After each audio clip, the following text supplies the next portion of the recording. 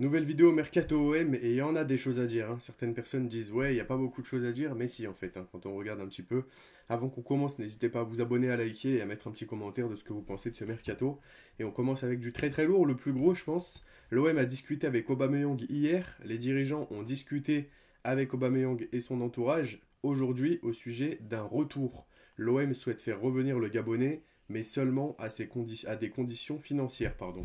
Donc ça veut dire que si ça arrange l'OM pour des conditions financières, sachant que ça concerne le salaire, hein, puisque Aubameyang est libre de tout contrat, c'est-à-dire qu'il peut s'engager par exemple à l'Olympique de Marseille totalement gratuitement. Reste à savoir le salaire que le Gabonais demandera pour son retour à l'OM. Vous imaginez quand même, ayez la vision, hein, du duo qui va marquer, si jamais il y a le retour d'Aubameyang, la Ligue des Champions avec Greenwood, Aubameyang devant, ça va faire mal, hein, ça va faire très très mal et j'espère que ça sera le cas pour le retour de Bameyang parce qu'il nous manque en vrai un vrai numéro 9 devant. En soi, qu'on soit totalement honnête. À chaque année, j'ai l'impression qu'on dit la même chose. Il nous manque un vrai numéro 9, il nous manque un vrai numéro 9. On n'arrive pas à garder un numéro 9 devant et ça, je trouve ça dommage. En tout cas, c'est pas la seule information qu'on va parler dans cette vidéo. Mais j'ai envie de vous dire que voilà, c'est un joueur très important. Il est très grand, par la taille et par son niveau. Donc voilà, c'est un vrai attaquant, un grand attaquant. On l'avait vu avec son passage à l'OM, hein, il avait marqué, il a pas flop du tout, même si bon, il n'y a pas eu les trophées au bout malheureusement. On verra bien ça dans les prochains jours, ou voire les prochaines semaines. Rodrigo Bentancur, c'est le coup surprise que l'Olympique de Marseille a envie de tenter. Au-delà de la piste Enzo Milo, l'OM tenterait de faire un gros coup sur ce mercato en la personne de Rodrigo Bentancur à un an de la fin de son contrat. Dossier compliqué, mais l'OM tente sa chance avec l'Uruguayen qui devait sans doute quitter Tottenham cette année. Qui devrait quitter Tottenham cette année.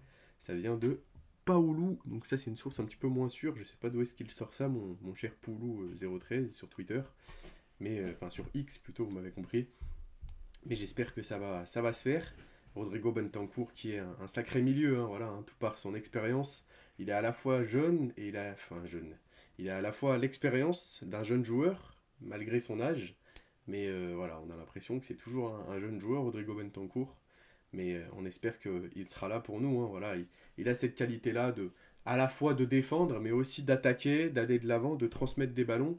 Et c'est de ça qu'on a besoin au milieu de terrain, hein. Avec le départ potentiel de Valentin Rongier, et on va en parler plus tard dans la vidéo, on a besoin de renforcer notre milieu de terrain, même s'il est déjà très très fort, mais vous m'avez compris, s'il y a des départs aussi, hein.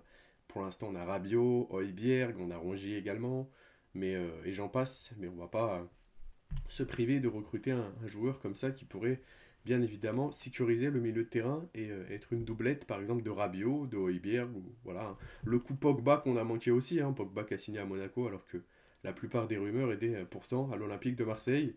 On verra bien ça. On va parler aussi des premiers mots de Medina avec l'Olympique de Marseille. J'en ai pas parlé, j'en ai pas eu le temps de parler. Mon défaut, c'est d'être trop honnête. Un autre sur le terrain, je suis un fils de... Voilà.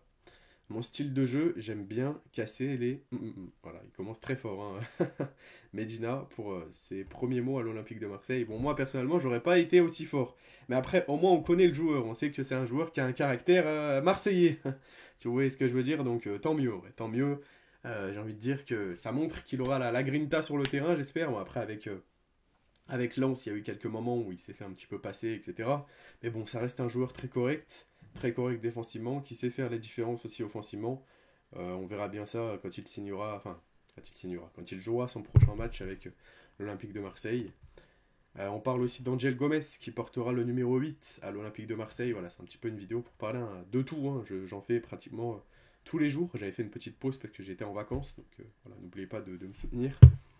Le numéro 8 pour Angel Gomez et on espère que ce ne sera pas un flop qui réussira avec l'OM. En tout cas, on est sur un bon mercato, hein. La possible venue d'Aubameyang, Angel Gomez, il y a le Brésilien, là, Igor Paxao aussi qui va arriver. Bon, j'en parlerai pas dans cette vidéo puisque ça commence à dater. Cette rumeur, ça doit faire 4-5 jours.